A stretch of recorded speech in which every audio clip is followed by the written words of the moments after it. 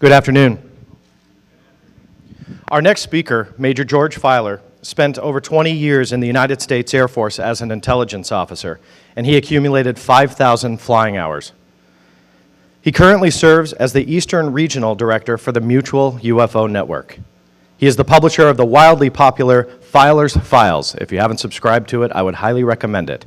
Because with that being said, it is my pleasure and honor to bring to the stage Major George Filer.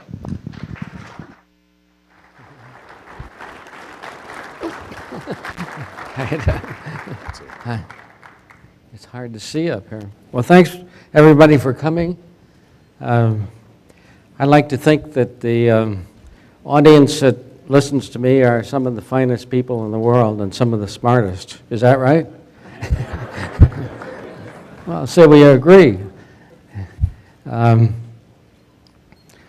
going to start out why I got interested in UFOs, basically, other than seeing them as a child in the Air Force when I was flying.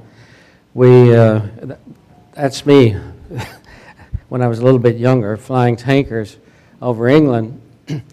We were told that the fighters had a bad habit of not coming back when they chased the UFOs, and they thought that it would be safer for the tankers to chase them away because we didn't have any weapons on board, and they didn't seem to return the fire on anybody who, only if they were attacked would they return the fire. In any case, London Control picked up a UFO while we were over the sea just off the coast of Norfolk, and asked us if we would actually intercept a bogey that was about 1,000 feet high and over the center of England. It was about here over Stonehenge area. And we started descending down to some 1,000 feet. We're up at about 33,000 feet, and as we flew down, we passed the red line in the aircraft, which means we were going too fast. We had to slow down. And I often wonder if crews chasing UFOs often exceed the speed limit, so to speak, and destroy their own aircraft, because it's an exciting situation.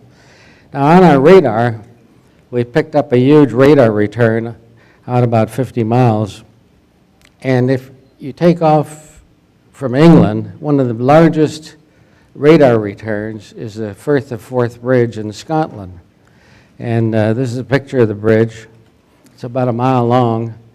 And the radar return from the bridge was almost exactly the same as the radar return from the UFO over the center of England, except that it was flying, which gives you an idea of the size of the craft that was there and why they wanted us to chase it away, basically.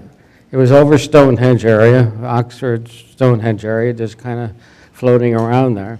It's interesting, at that part of the world, on the ground, there's what's called curses, which exactly match the shape and size of the UFOs, or the motherships. This is about what it looked like, only it was off in the distance. We saw a bunch of lights on it. It was actually at night. It looked like a cruise ship at sea or an aircraft carrier or something like that. And as we got about a mile away, it went up into space, pretty much like the shuttle launches at night. And apparently it looked something like this, actually in space. This is a drawing, so to speak, of it. The interesting part of this is a couple of weeks after we had landed, we got an invitation to a dining in with Prince Philip as a speaker. And Prince Philip asked to see the air crews and sit with the air crews, and we sat around with those who had chased UFOs telling our stories. And I told Prince Philip pretty much the story I just told you, and asked him why he was interested in UFOs. And he said that his uncle, Lord Mountbatten, had seen them up close in Asia, and that because his uncle had seen them and believed in them, he himself believed in them. And because he believed in them and Earl Mountbatten believed in them, I believed in them. Now what's interesting about this is that, in other words, I had it confirmed besides seeing it and having it on radar, when two of the great men of the world are convinced that UFOs exist, that convinced me. Now, NASA satellite photos also see UFOs. I don't know if you're aware of this, but this is a NASA satellite photo of pretty much what we saw, and this is taken from space. And seeing this photo got me interested in the fact that these UFOs must come from somewhere. Well, one of the likely places that they come from is Mars. And so we started looking at satellite photos from Mars. Now, when we checked with NASA and some of the top people there, they said that images do not show evidence of anything living or formally living on Mars. And the pictures you see that look like people or animals or plants or buildings or whatever are misinterpreted. They're just kind of light or projection and two-dimensional. In other words, NASA says there's nothing there. So I'd like you to consider that in my briefing, that NASA and JPL feel that there's nothing significant on Mars. Now, I didn't do this by myself. I didn't evaluate all these thousands of pictures by myself. This group of men and others have done a great deal of the work, so to speak. And much has been sent to me by Dr. Tom Van Flandert and Dr. John Brandenburg and Sir Charles Schultz and Norman Bryden and Richard Buckley. And the group goes on, and Joe Skipper and so on. The center of the slide, please. Yes. Can they center the slide at all? There's a problem there? Yes. Center of the slide. Yeah, it's all cut off on the side there. Do you know why? You just go ahead. I'll try to fix it for you. Okay. Well, in any case, there's a lot of people that have looked at these images on Mars, and you can go on your own home computer, so to speak, and look up Mars and JPL and the European Space Agency. In any case, the images are there, and you can look at them. And these are what we consider some of the most interesting ones. Mars, of course, was formed about the same time that Earth was, some 5 billion years ago. And we'll catch up with some of the slides, but the Hubble telescope is actually picking up planets being made, so to speak, right at this time. And Mars is very similar to Earth, but it's much smaller. Thank you. In any case, here's the protoplanet, so to speak, essentially at this time being formed, and the size of Earth versus Mars. As you can see, we're much smaller. Mars has about 38% of the gravity of Earth. So anything coming from Mars, taking off from Mars, only needs, you might say, 38% of the propulsion capability. Now, Mars goes around us, so to speak, and comes as close as 78 million miles and as far out as 378 million miles. And people don't think of it, but planets all through history for millions of years have been hit by meteorites. And it's not really safe in the, so to speak, on Earth or on Mars. And Mars particularly has lots of problems because it's near the asteroid belt. And there's two moons on Mars, Phobos and Deimos, Fear and Terror is the actual name. Mars is kind of interesting that it has the largest volcano in the solar system. Maybe in the universe, but we don't know what's exactly out there. But we do know there's some 1,200 planets outside of our solar system. And here we have Olympus Mons, which is 88,000 feet tall. much higher than the mountains all around Earth. And here it is again, it's some 30 miles wide. And this shows the sun, the Venus and so on, and Mars. I don't know if you can see Earth and Mars and the asteroid belt and Jupiter. In any case, they feel that there was some kind of an explosion on the asteroid belt in the past, and they have evidence of that at Saturn with this bright area on the moon Lapidus. And on Mars itself, there's indications of a huge explosion, and even to some extent to one on Earth, that it's not really safe in their solar system throughout history.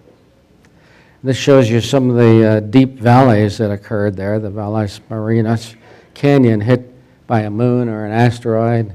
It's some 2 to 8 kilometers deep, and it's 5,000 miles long, or 5,000 kilometers long.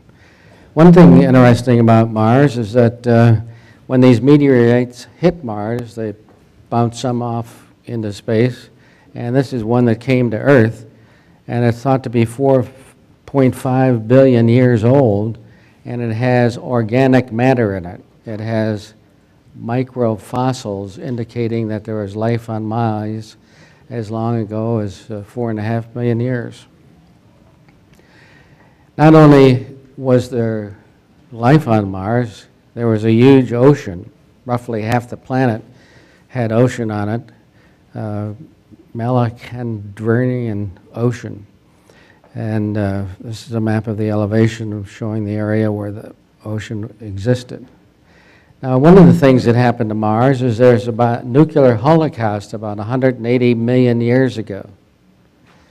And they don't know exactly what happened. There's no real deep holes on Mars indicating that it was a natural phenomenon. It was more likely a war on Mars between civilizations. It's kind of interesting that the aliens who come here keep on warning us against wars, nuclear type particularly. And one of the things they found about Mars is that it's very cold, like you've all always heard, but what you probably did not hear, that in the summer the temperature gets warm. It gets up to 81 degrees or so on the soil. Consequently, during the summer, liquid water can flow. Going back to the turn of the century, about 1890 or so, the astronomers got their new telescopes and they're looking at Mars and they're making drawings of what they see there. And Schiaparelli, the astronomer from Italy, decided that he could see canali. And this was interpreted as canals, and people around the world felt that there was canals on Mars. And possibly there is. We'll show something that could be called canals later. An American, Percival Lowell, wrote a book about Mars and told people that there was canals on Mars and that these canals took the water from the poles and moved them into the cities on Mars, and that there were in fact cities there. But since then, scientists have said that that is not a fact. But there's some indication that maybe there is cities there. One of the things that we find on Mars is a lot of craters from the meteorites from the asteroid belt hit the country and hit the Mars land's surfaces. And this is one that's kind of a crazy one. It's a square crater. It's thought that maybe somebody did some digging and made it square.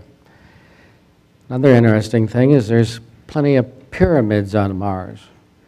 Here's one right next to this crater, and then you can see it blown up there.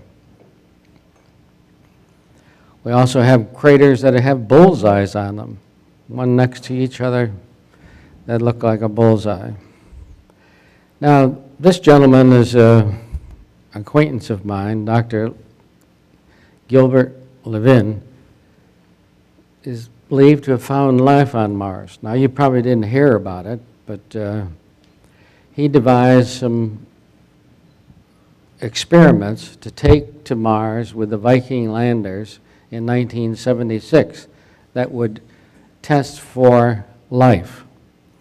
And basically invented this highly sensitive method and called the labeled released experiment. And what they would do is squirt a drop of radioactive food into a tiny cup of Martian soil and monitor the air above the soil to detect the radioactive gas. In any case, the radioactive gas detected microorganisms on Mars at two places, two Viking landers, 4,000 miles apart. He stands by his discoveries that life exists on Mars and did in 1976. And he's even more convinced that, in fact, it was there and found. Now, science had trouble with coming up with a concept that there was life on Mars and kind of said, no, there was some kind of geological problem or whatever. There was many excuses made, but Dr. Levin and his people stand by the fact that they found life on Mars. Part of the way to show that there was life on Mars is to look at some of the Viking lander images. For example, this one is a Big Joe, and it has moss on it, kind of an algae and moss and so on growing green. Now here's a Hubble telescope picture of Mars in February. And if you notice at the top there's the North Pole, and it's quite large. Well, as the seasons go on in the spring and so on, the pole melts. At the time that it melts in the spring, Mars starts turning green. You can get out with your telescope and see this. Every spring, Mars turns green, so to speak. And that's this moss and algae and other vegetation growing there, which would indicate life, obviously. Here's a close-up of some of the moss growing. And we have melting of the ice, and we're not sure exactly what these are, possibly trees growing or just the melting of the side of the ice. Now, one picture that we found on Mars was actually found by Dr. Buckley. He found, and this is on the Google Mars. You can go in your computer and go on Google Earth and go into Views and go onto Google Mars, and you can find all kinds of fascinating things on Mars yourself. And this particular one shows an area 55 miles long showing some kind of track on Mars, like a vehicle was on there. And we have seen what appeared to be vehicles. And here's a close-up of the track, maybe turning around. Other tracks. And this track, if you notice, goes to what appears to be a bridge way over here. And here's a close-up of that bridge going across some kind of a chasm. A lot of these markings lead to an area called Cydonia. And Cydonia is famous, that probably everyone here has seen pictures of Cydonia, at least the famous face on Mars. He's up here in the right-hand corner. And that would indicate that there's some kind of life there that somebody built in the distant past. This picture of a person that looks kind of human. I've seen a few people out in the audience kind of look like this guy. In any case, here's another shot of Cydonia area with the face on the right, a place called the Fort, and here's the Fort. There's several pyramids in the area, and we suspect, but we don't know, that this area was hit by some kind of a nuclear weapon, and maybe that's why it looks a little bit old and in bad shape. In any case, that's an area that appears to have been a city at one time, or at least some kind of a religious area. Here's the face that most of you have seen up close. And it does show, you know, two eyes, a mouth, lips, even some teeth. Now, there was a lot of problems about this, and NASA didn't like the fact that people were saying they saw a face on Mars, so they took another picture of it, and it's not a very flattering picture. And any case, they say it's not really a face at all, but from the angle that it's taken and so on, you really can't tell. Now, a friend of mine, Dr. Tom Van Flandern, who unfortunately has passed away, worked at the U.S. Naval Observatory, and these are his conclusions regarding the face, that the natural origin hypothesis is disproved at odds of 1,000 billion to 1. It's pretty good odds. Artificially, the artificiality of Cydonia is established beyond a reasonable doubt. I think his conclusions are correct. Now, I'm showing you a lot of images from satellite, and in Air Force I got used to looking at them. These images are 3 pyramids in Giza in Cairo, Egypt. And in other words, you get the same similar idea of what the pyramids look like from space. Cairo, interestingly, means Mars. And it appears that the Egyptians feel some connection with Mars. And I think maybe we all have some connection with Mars. This is the pyramid near the face of Mars, and it's 1.25 miles high. Obviously, their pyramids are much larger than ours, which run about 80 stories high. Another view of the D&M pyramid. They're very similar to pyramids in Mexico as well. The pyramids of the sun and the moon, and not far from Mexico City. Now here's another view of the Cydonia area, and we have this another face that looks kind of like the Egyptian Ramses. In any case, we'll see a lot of faces that look similar to Egyptian faces, and wear Egyptian helmets similar to what they have on Mars. Here's a picture of the fort. It's thought to have been a fort in the past. It's given that name. We have a hexagon crater in the lower left side there. And I don't know if you can see it, but what we often find where there's interesting places on Mars, there's also writing. I don't know if you can make out the writing there, but for whatever reason, the letters E and Y and Z and G and so on that we recognize as, you know, English writing are often seen on Mars. Here's the crater seen up close, the hexagon crater. There's no natural reason to have a hexagon for a crater.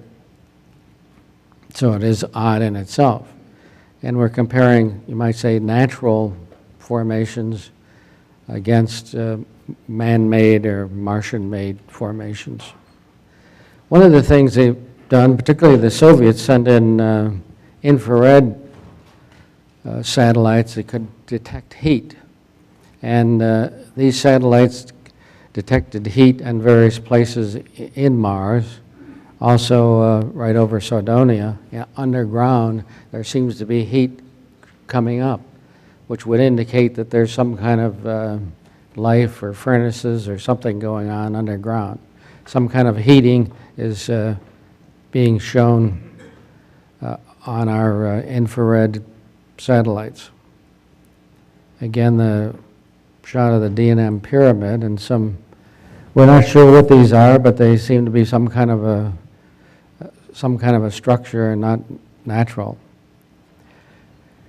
Now here's a close-up of the South Pole, and as I mentioned before, it melts. So there's indication that the Martians realize that there's melting going on and they have to capture the water. So this is a crater near the South Pole. And I don't know if you can see down here on the bottom, but there's like a dam. And the dam collects the water coming off the side of the crater. There's a lot of water underground, a whole underground system of water and oxygen. It flows down into the bottom of the crater and is collected and pumped out. Then it's put into huge tubes. And some of these tubes are hundreds of feet wide, wider than football fields and so on. And the tubes are move generally from the poles, away from the poles toward the equator, apparently carrying water and possibly being a transportation system. I'll show you a series of these tubes, and they're made in different ways. But I had this particular picture that was kind of startling, and I called JPL, and I said to the gentleman that was in charge of tubes, so to speak, what were they? And he said, well, they're sand dunes. And I said, well, I spent 3 months flying over Saudi Arabia, anywhere from 50 feet to a few hundred feet, and I've seen thousands of miles of sand dunes, and those don't look like sand dunes to me. That sand dunes look more like waves in the ocean. The wind blows and it creates this wave effect in the sand dunes. And they're pretty much standard and parallel to each other. And these are changing directions. And the wind blows the sand dunes, causing the appearance. And this is changing direction in multiple directions, and it just doesn't make sense that the wind would blow, first one way and then the other. In any case, I don't think they're sand dunes. He got very angry at me. I suggested that he get in a plane and fly over some sand dunes, and it might be helpful.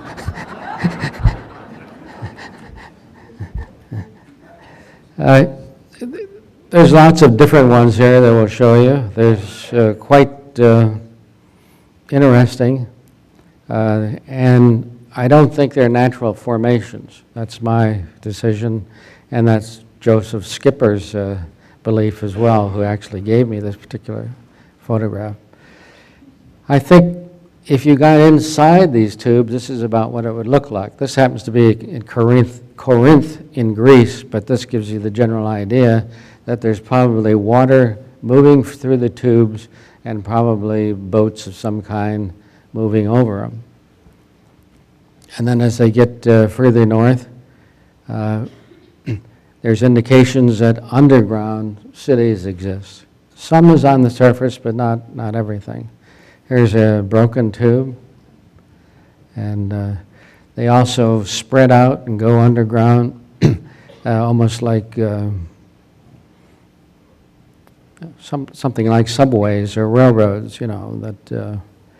And this one looks like it has light shining up through it, or else light is from the sun is bouncing off of it.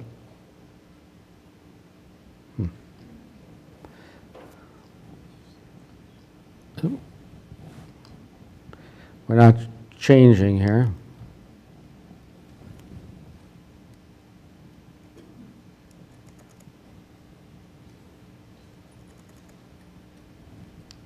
We're having technical problems. We're not able to change slides. I don't know what's the problem.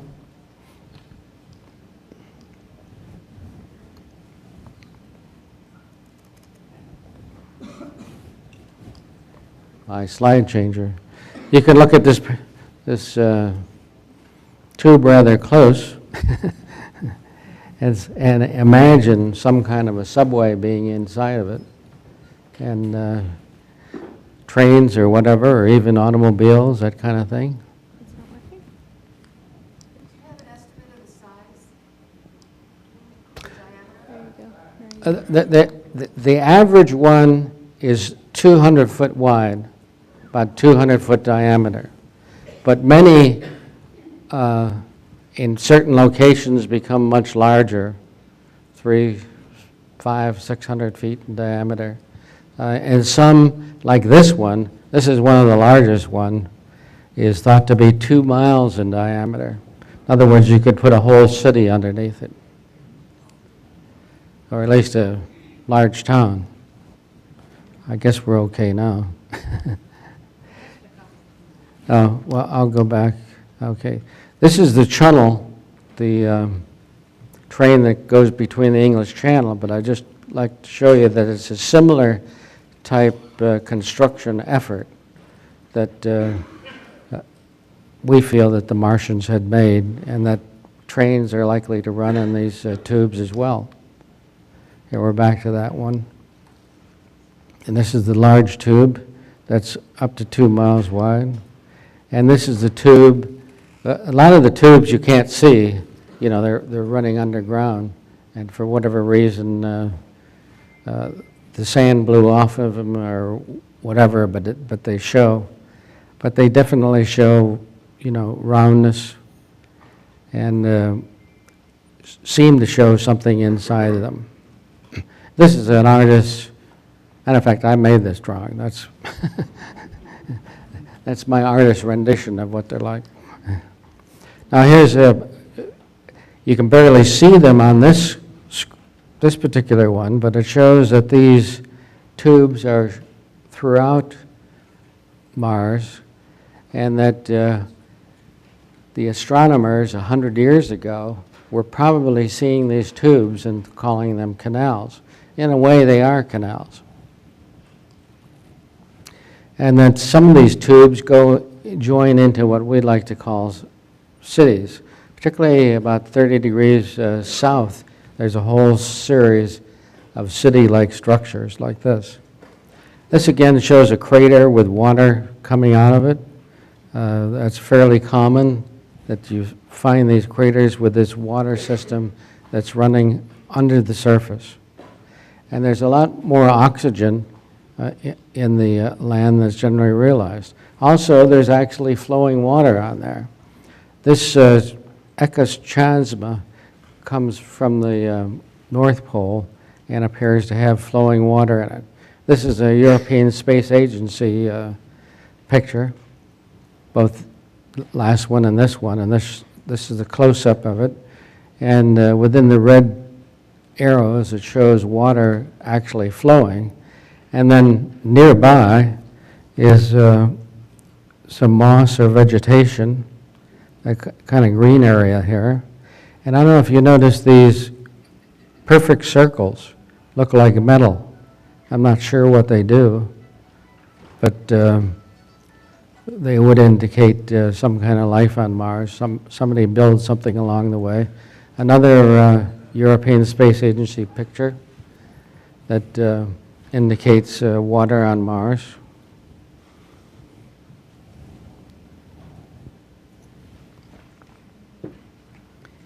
And another European Space Agency picture. If you notice, they seem to be more willing to show water on Mars than a lot of the release that NASA has.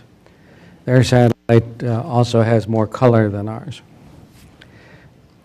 Now we are sending up new satellites, so we'll probably get better pictures.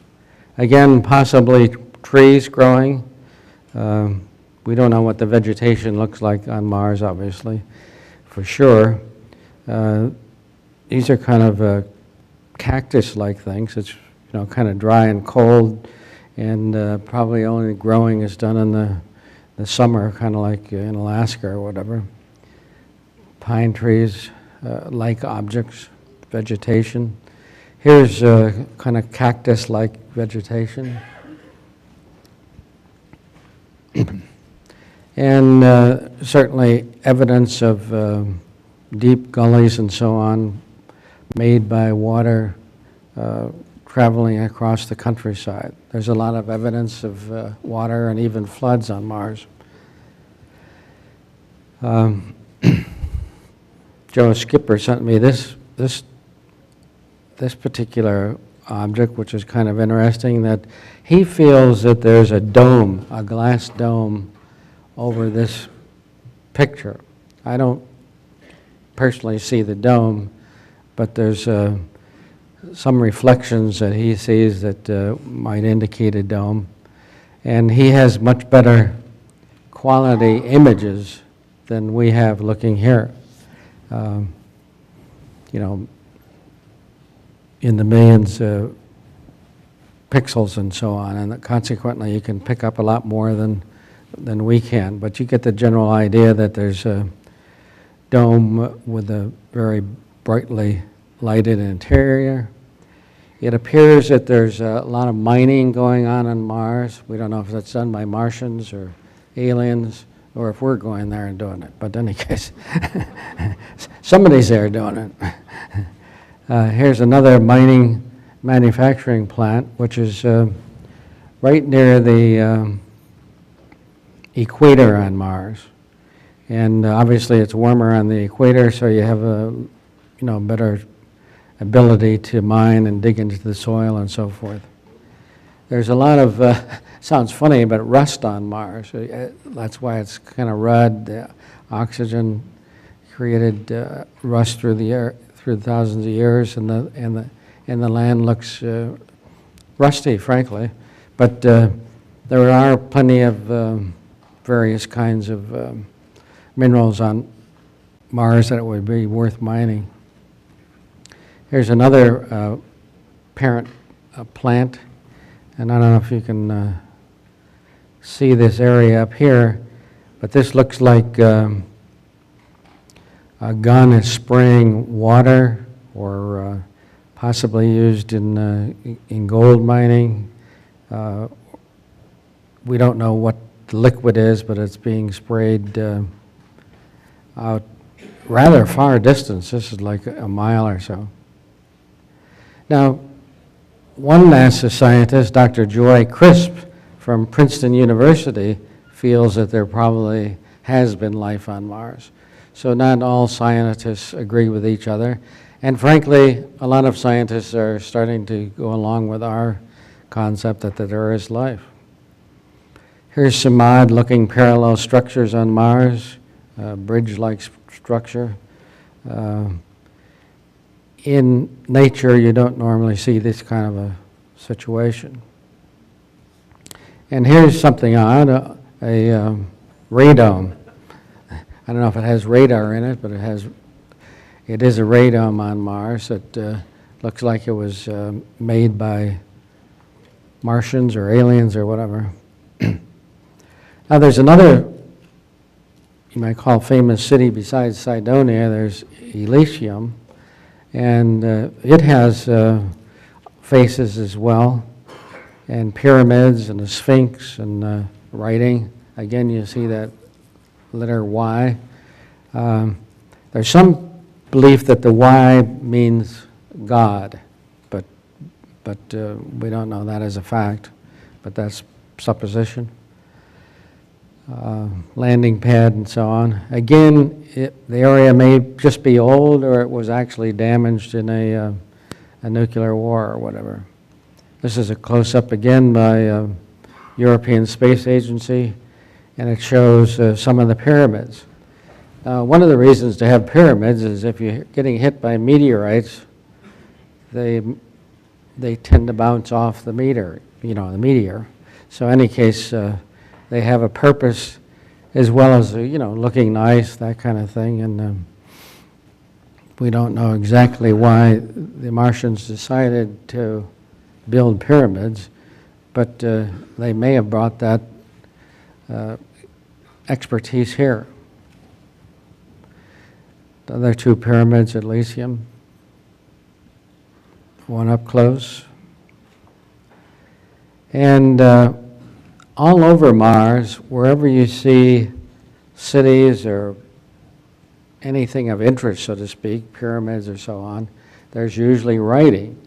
And interestingly enough, it almost looks like English. In this case, we're not sure exactly what it says, but it looks like sick S-I-C-K. Anybody sick? I don't know.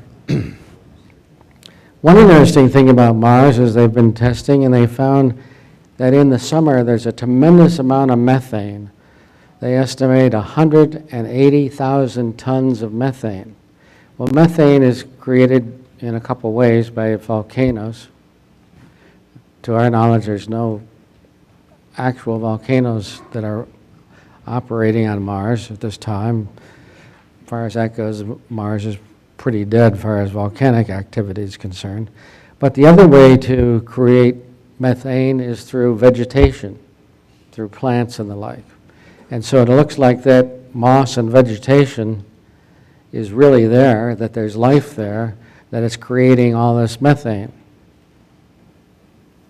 Here's one of the typical shots showing what could be vegetation, what could be a river, and some tubes as well.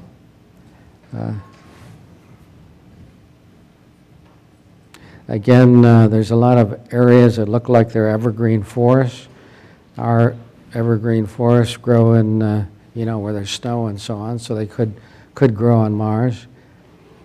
This is banyan-like trees. Arthur C. Clarke saw this particular picture, and he lives in Ceylon, and he said it's just like they're banyan trees, and that this pretty much convinced him that there's life on Mars, and it's one of those pictures that's convincing me that it's there. We're not sure what these are, but they're kind of interesting, little shelters or whatever, but they don't look natural in any case. And here's some structures at the bottom of this shot that have a certain amount of interest. And time for the football season, so they have their stadium. And we can't quite make this out. I don't know if it's the Jets or LA or what it is, but it looks like an FXAG or something like that. I don't know if you can read it better than I can out there, but it does look like a stadium to us. Another thing that we find is huge, what you might call animals, like made in the ground. It's almost like their big advertising sign, buy your Puma today. And in any case, somebody would have to fly over to see it, something like the Nazca lines down in Peru, where you see all these different pictures of animals and things, and something like that is on Mars. Here we have a ramp and a structure and rectangular openings that do not seem natural. And one of the things we find at various places, what it looks like where smoke has been coming out of the ground, probably where there's a city or, some kind of structures underneath the ground, and then the heat comes out and creates smoke, and after a time it creates these dark spots, something like that's on your chimneys and so on. And these are fairly common around Mars, indicating that life does live underground. I like to call this guy Noah. He's kind of a funny looking guy. I don't know if you can make him out. He's at the top there. And then there's some kind of writing underneath him, but it might be his face and his body. Some of these pictures look better on a small screen than they do on a great big one. I can't do much about that, but again, you can look up on JPL and so on and see these objects for yourself. This is another possible face. I don't know if you can see it here. There's also one kind of below where that arrow points, a long, long face.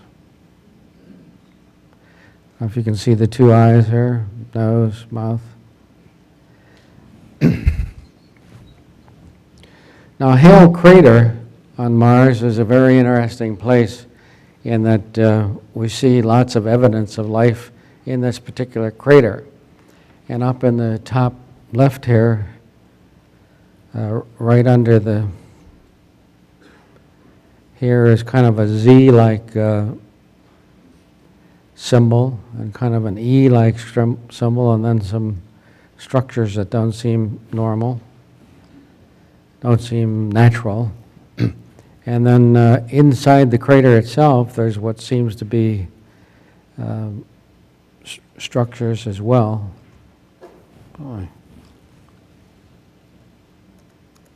We're clicking up again. Oh, it changed. Now you can see it a little better.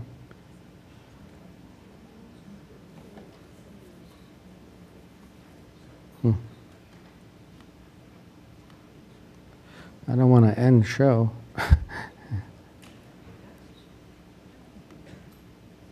Next. In any case, you can see these what appear to be structures.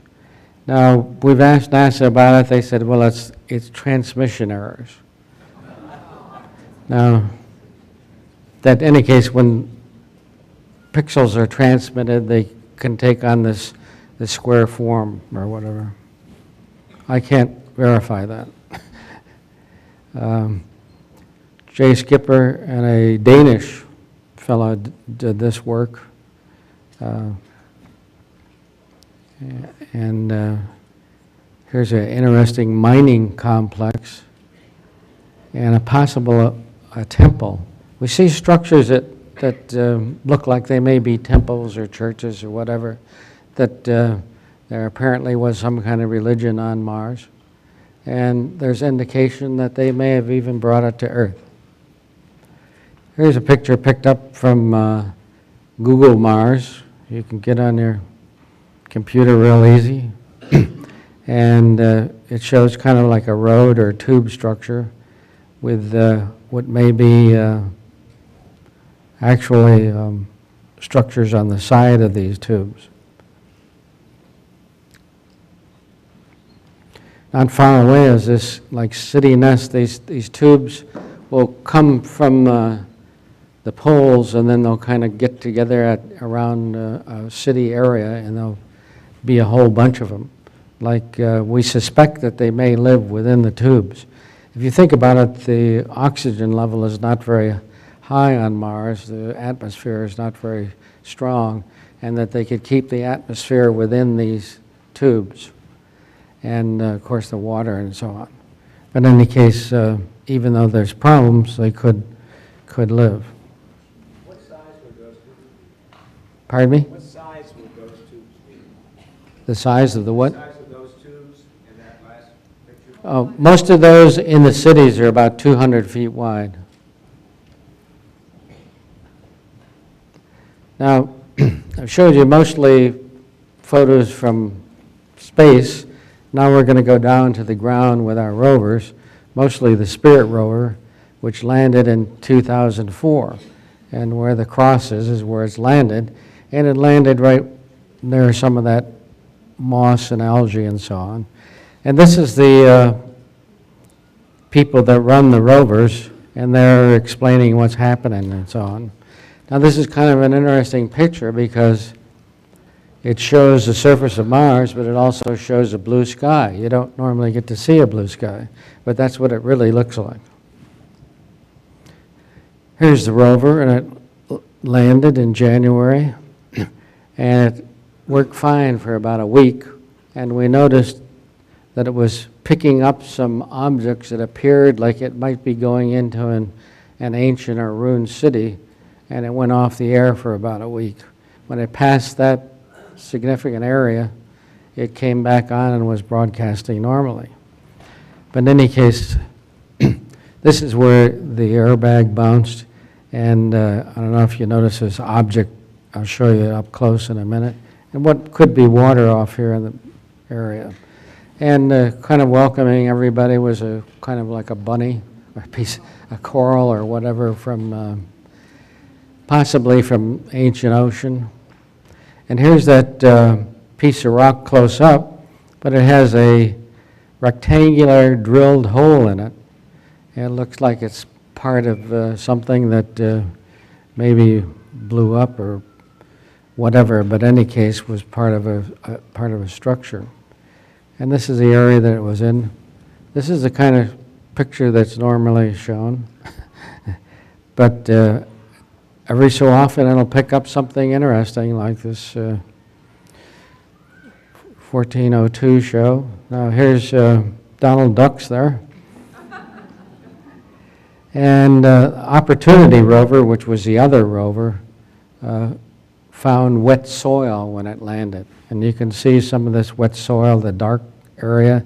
It may even had flowing water very recently. And then there's these blueberry-like algae. Dr. Marie Johnstone, who's a biologist, spent her life looking at algae and so on, says this is very similar to a type that we have on Earth, and that in a pinch you could probably eat them. So there's like, at least would give you some nutrient. Here's a picture taken by the rover of shell-like objects, silver dollar, whatever. And they actually dug into the ground and they found some things that look like scorpions. I don't know if you can see them at the end of the red line there. They're a little hard to pick out, but they're actually probably fossils, but it shows that life existed on Mars at one time, at least. Here's a close-up of the scorpion. It looks like he might be able to stick you as well.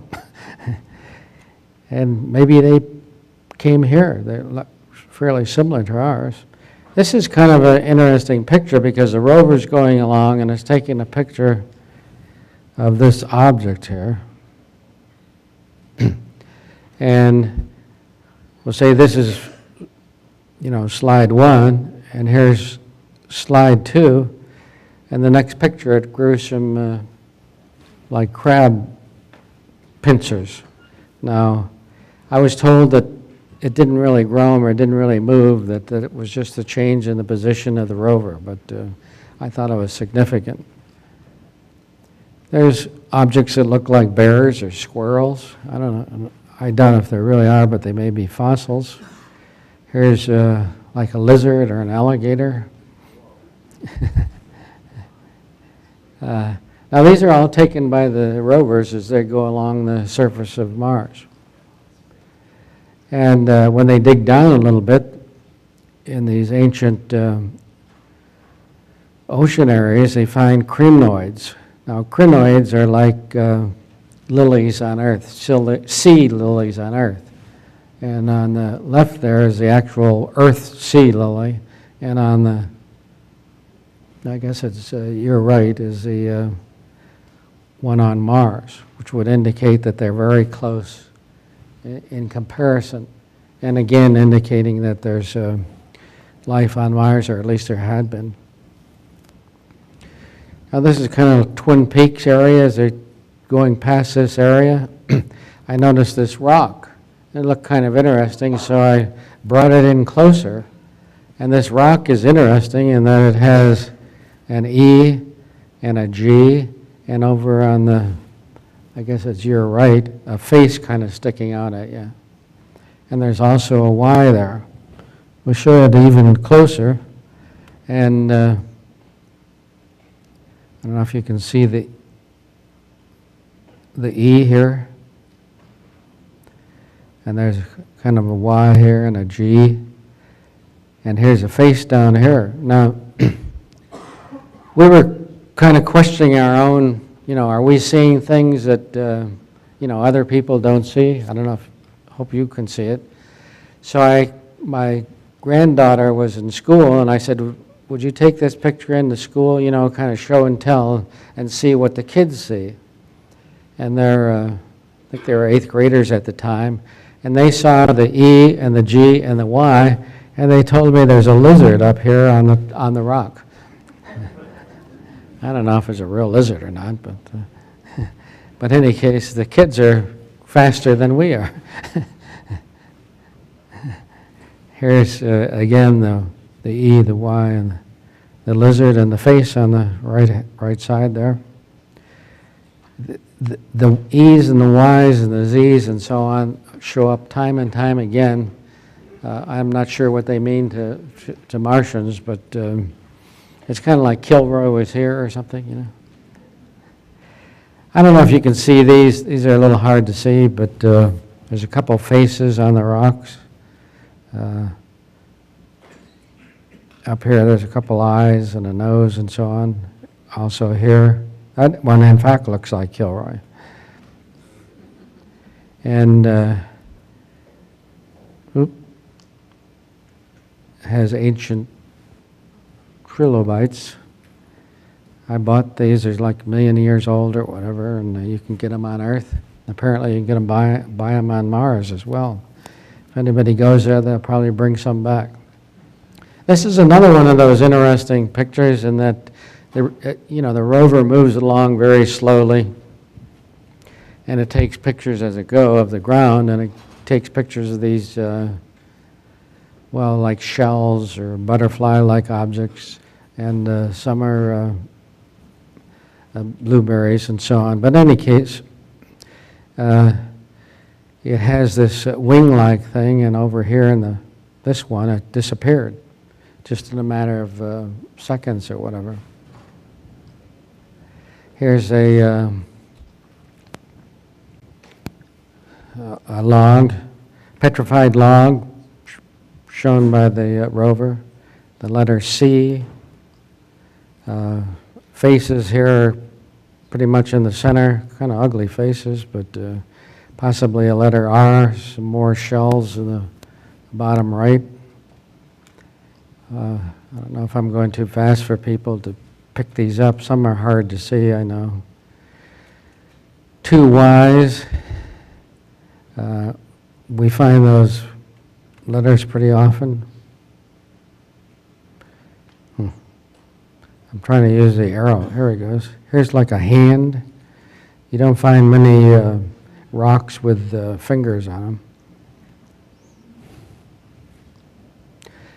And here's a typical face that we find buried in the sand. Notice the helmet on top. We find that carried over into Egypt on a regular basis. P on the rock, and what's interesting is there's a rock on top of the pile on your right there, and we question how that rock got up there, and kind of a face off to the right here.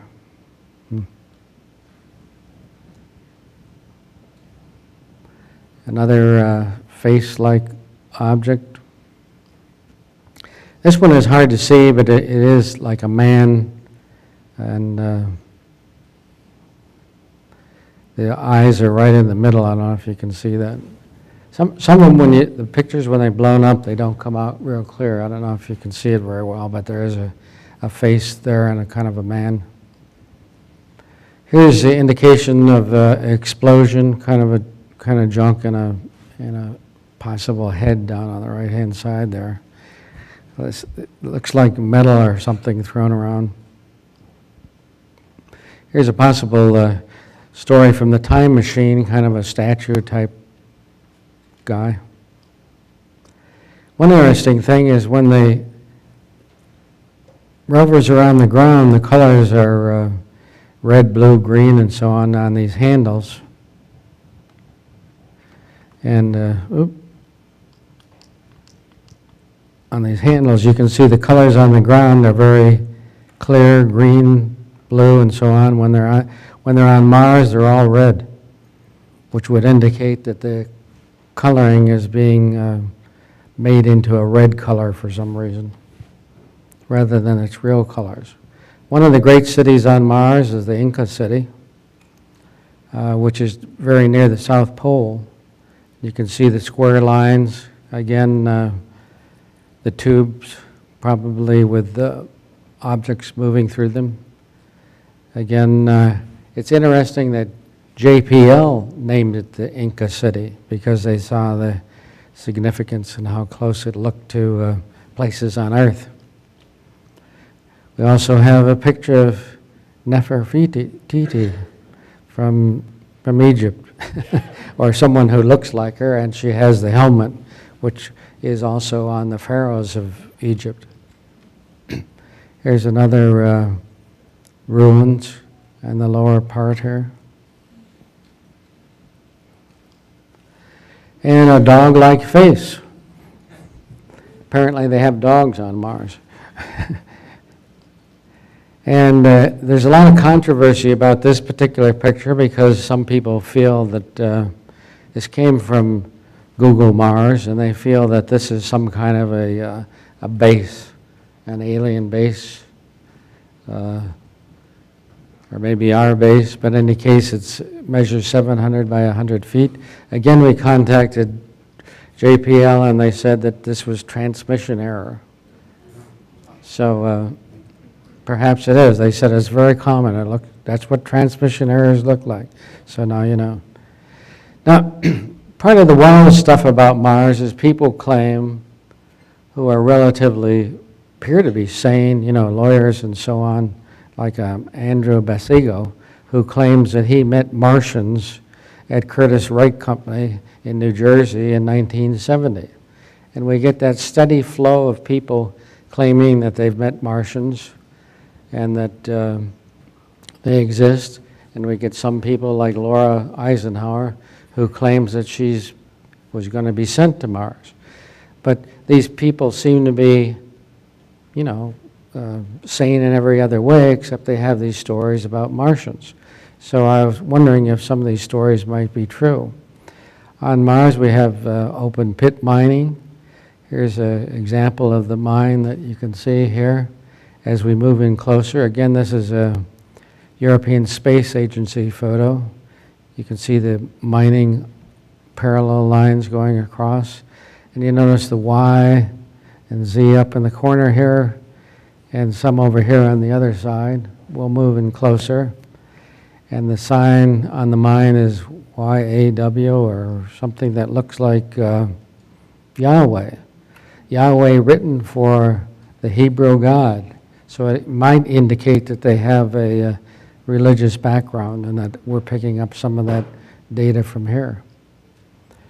Here again is the Y and the Z. The Y again is allegedly means God. We have a Spirit nav camera, shows a structure. This is on the ground, not far away. We have objects that look like faces, similar to the Mayan gods in Peru. And here's the Peruvian gods in Peru, but show the similarity. This you have to kind of look to see, but it's something like the Sphinx. I'm going fast because I'm running out of time here. Here's some more writing in a crater. Interestingly, Nusi crater has Juicy written in it. Various faces. They're usually in the center of the picture, and they're a little difficult to see, but you normally see two eyes, a nose, and a mouth.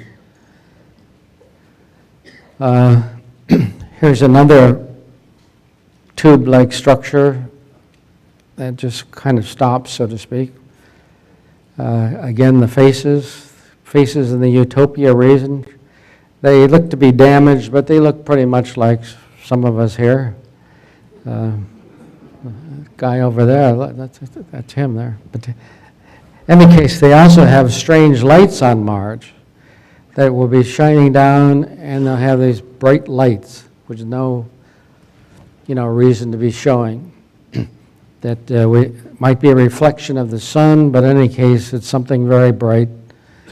Could be shining on metal or a mirror and creating it, or it's actual lights shining out. Again, one of these city nests, again with these 200-foot tubes. You may be able to see some structures inside the tubes. These are usually around point far south. Apparently they have to be near the water for the city to function. Now we're going to Mars with the Curiosity rover next year. It costs $2.5 billion, and they're going to land it in Gale Crater, where there's none of these things, which is rather curious. Any case, here's a mermaid type structure. Up close, it looks like a mermaid. Again, this is, I don't know if you can see this, but this is one of the structures in the, carved in the side of a mountain like, and it has resemblance to Ramses. Can you see it from this? Can we see the previous slide? Okay. This is the mermaid. There's kind of like at the bottom, there's almost like a snake or something, and possibly writing over there on the side. I don't know if you can see that. But the mermaid is rather famous. You can go to Copenhagen and see her. But here it is on Mars. Here's Ramses again. I don't know if you can see the helmet and so on this, in the center there. Now, not only is the United States interested in Mars, but the Soviet Union went to Mars with several of its satellites. And as they flew over Mars, they picked up pictures of UFOs. And here's Colonel Popovich, who came to the United States and showed some of these pictures and showed a UFO. And showed this picture taken just before Phobos 2 went off the air forever. And this is thought to be the last, or one of the last photos of Phobos of this UFO-like object, very similar to the one that I saw. And the rovers pick up UFOs as well. They pick up UFOs in this, generally the cylinder-shaped UFOs. Here's a close-up of it, very similar to those picked up over Earth. So those UFOs may be coming from Mars to visit us on Earth. These are, by the way, about a mile long. Okay, here's some speculation about all of this. The faces on Mars look fairly human. They might be us, you know, a million years ago or so. The civilization may have ended as ours began about 3 million years ago, possibly at the time of Planet X's explosion. They may have known that it was going to happen. There may have been a crash of planets in space or something. But in any case, there's indications that they left Mars and came here, possibly on Noah's Ark. If you read Noah's Ark in the Bible and in many ancient scriptures, you'll find that they brought animals and men to Earth and floated on the flood. But maybe it was talking about bringing people from Mars. Again, it's speculation, but it's something that could have happened. So you've seen a couple hundred pictures.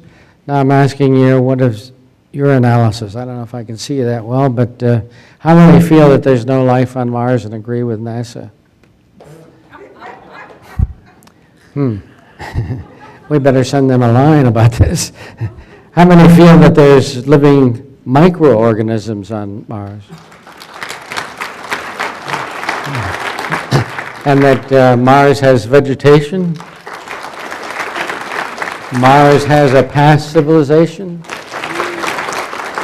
And Mars has a viable civilization today. Well, thank you for your time. We just got this in from Mars to confirm that there is life there.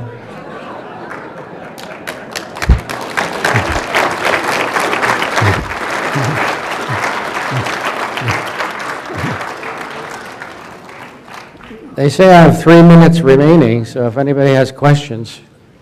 Can you comment on anything on the moon? Yes, there's similar type things on the moon. Not so much Egyptian like but there are what appear to be what I would call alien bases, aliens on the moon.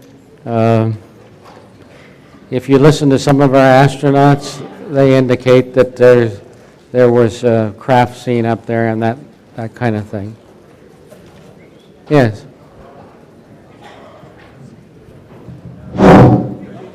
One of the things that turned out in the course of information that I've received, as you know, there was a lot of carpet bombing done during Vietnam by the B-52s.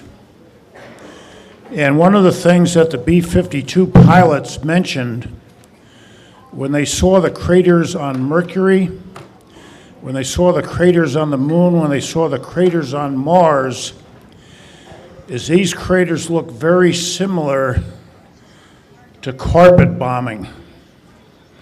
Now, in the Robert Morningsky material, the Terra Papers, he does mention the fact that there were civilizations on Mars and Venus, and that a lot of these craters we see were the result of some sort of war that resulted in the annihilation of these Martian civilizations. So I just wanted to bring up this crater issue because we see a lot of it.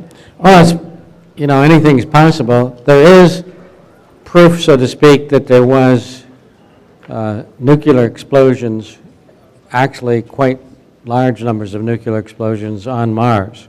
But they don't know, if it was a war or if it was natural explosions or what it might be. So that one of the things when I saw the thing you said looked like a city with the smoke stain, things like that. My thought was immediately, what about a blast scar or something like that? The large black areas that you described that looked like smoke from cities. But anyway, the question I have is when you what you described, you think it appeared to be about 3 million years ago when that civilization petered out and we came into existence. In this same speculation, when did do you think the water actually began to pretty much dry up on Mars? Was that in like early geologic age, or was it more contemporary? well, nobody knows for certain, Yeah. But they actually think it was a little earlier, that the speculation was a little earlier. But Mars has essentially like an ocean underground. There's plenty of water there, it's just kind of hidden, so to permafrost, speak. And there's lots of oxidation and lots of movement of the water under the Earth. As our own Earth has, there's a lot of water underground. Yeah. Thank you. You're welcome. All right, That's it. we're all up. Well, thanks for coming, folks. I'm sorry, I know we have a few more questions for George. We ran out of time. George, before you leave the stage, though, I don't want to embarrass you or put you on the spotlight. Is it true that Tuesday is your birthday? Yes. Happy birthday to you. A little bit early, but...